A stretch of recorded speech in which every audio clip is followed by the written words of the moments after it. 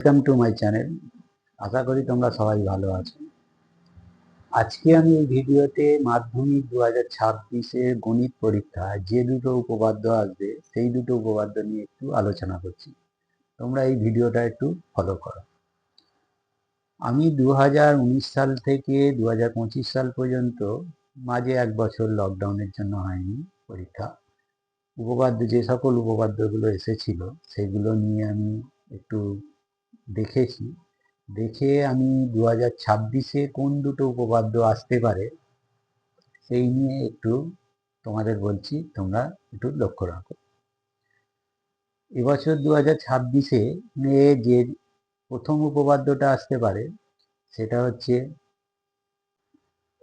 35 নম্বর উপপাদ্যটা, যেটা একই বৃত্তাংশের উপর অবস্থিত সকল কোণ সমান, এবং হচ্ছে 42 নম্বর উপপাদ্যটা, যেটা দুটি বৃত্ত পরস্পরকে স্পর্শ করলে স্পর্শবিন্দুটি এবং বৃত্তের কেন্দ্র দুটি এক সরলরেখায় আসবে। এই দুটো উপপাদ্য এবছর 2026-এ মাধ্যমিক পরীক্ষায় আসতে পারে। ঠিক আছে, এই দুটো উপপাদ্যকে নিয়ে শুধু রিস্ক হয়ে যাচ্ছে। সেই জন্য আমি তোমাদের বলবো যে 34 নম্বর উপপাদ্য, যেটা হচ্ছে একই বৃত্তচাপের ওপর অবস্থিত কেন্দ্রস্থ কোণ বৃত্তস্থ কোণের দ্বিগুণ। 35 নম্বর উপপাদ্য, একই বৃত্তাংশের উপরে অবস্থিত সকল কোণ সমান। 37 নম্বর উপপাদ্য, অর্ধবৃত্তস্থ কোণ সমকোণ। এবং 41 নম্বর উপপাদ্য, বৃত্তের বহিস্থ বিন্দু থেকে ওই বৃত্তের উপর দুটো স্পর্শক টানলে ওই স্পর্শকের দৈর্ঘ্য সমান হবে এবং তারা কেন্দ্রে সমান কোণ উৎপন্ন করবে। এবং 42 নম্বর উপপাদ্য, দুটি বৃত্ত পরস্পরকে স্পর্শ করলে স্পর্শবিন্দুটি ওই বৃত্ত দুটি কেন্দ্রের সংযোগ সরলরেখার সমরেখা হবে, মানে একই রেখায় অবস্থিত হবে।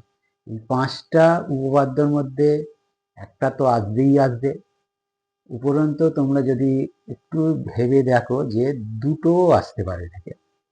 সেই জন্য তোমাদের বলছি যে তোমরা একটা মোটামুটি আমি যেভাবে চয়েস দিচ্ছি এইভাবে চয়েস একটা করে নাও, যে কোনটা কি যদি দুটোই এসে যায়, যে কোনটা আগে লিখবো কোনটা লিখবো, এই করতে করতে পরীক্ষার হলে অনেকটা সময় চলে যায়।